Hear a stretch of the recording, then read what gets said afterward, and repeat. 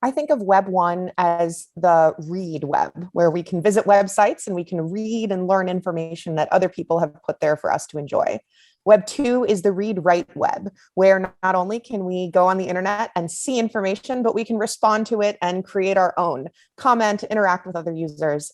And Web 3 is read, write, own, the web of autonomy and our ability to have true ownership of the digital creations that we interact with, and the ability to express ourselves both financially and conceptually in this new internet. Web3 will invert the internet as we know it from a user experience and a data perspective. Because with the onset of public blockchains and the associated keys that they give us as users, we now have the ability to enjoy true ownership of digital assets, to have rival goods in digital space, such as tokens. And so what this permits us to do is truly own digital things in a way that we could not before. And this means that in addition to the ownership of currency and of transferable assets like NFTs, we can also own our full expression of data, so that when we create data, it stays under our consent and control, instead of being, taken up by some application where we're hanging out in order to be surveilled. And so what I mean by inverting the internet is that the data that makes us us will be controlled by us as individual users and not by the apps where we enjoy our time.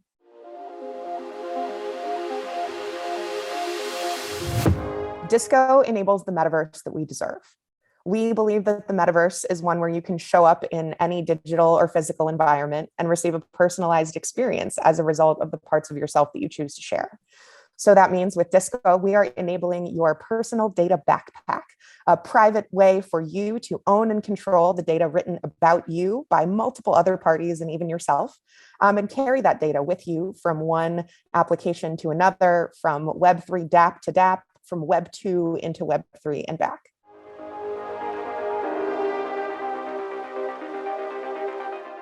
I think the most exciting Web3 projects and initiatives are those that reach beyond the public ledger. So obviously, our public blockchains are best suited for data that has a double spend problem, needs to be written once and never erased, and is appropriate to put on blast to the entire galaxy until the heat death of the universe.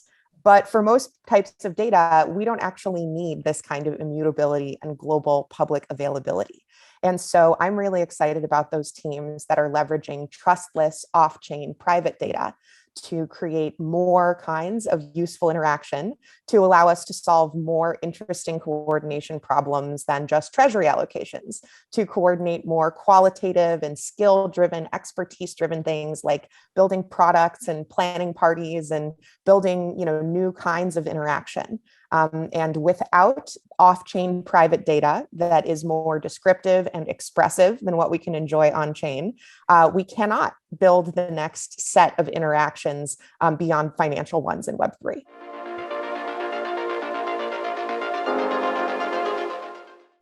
The first step would be make a clean email address. The second step, sign up for an exchange. The third step, get yourself a non-custodial wallet and fund it with some currency. And the fourth step is to try plenty of this yourself.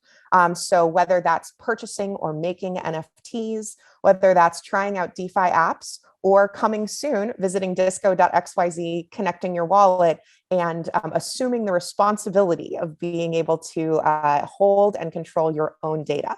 So my recommendation for those interested in deciding whether Web3 is right for them is to put their hands to the keyboard and just try.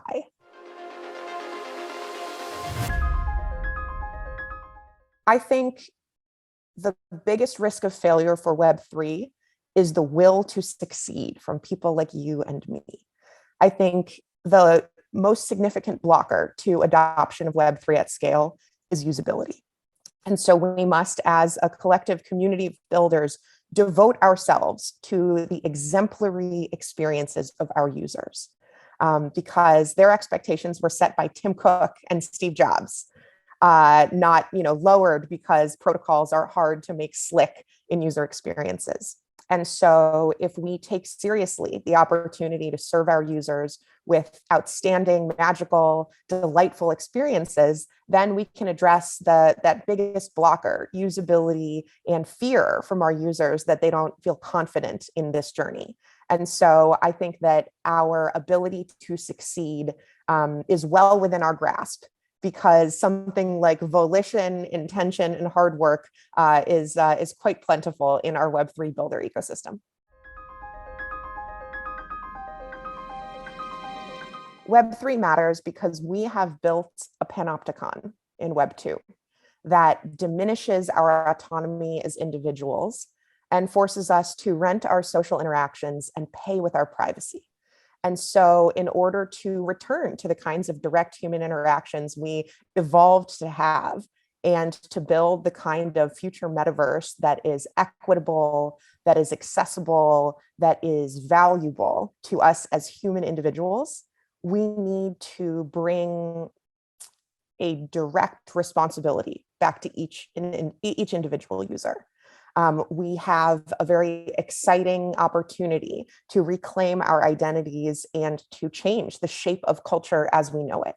But without that kind of intervention, the logical conclusion to Web 2 is that, Mark Zuckerberg gets to decide who you know and how you interact with them.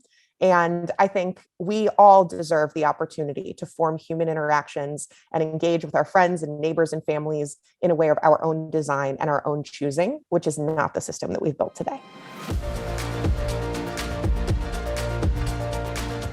So at Disco, we believe deeply that we must learn by doing.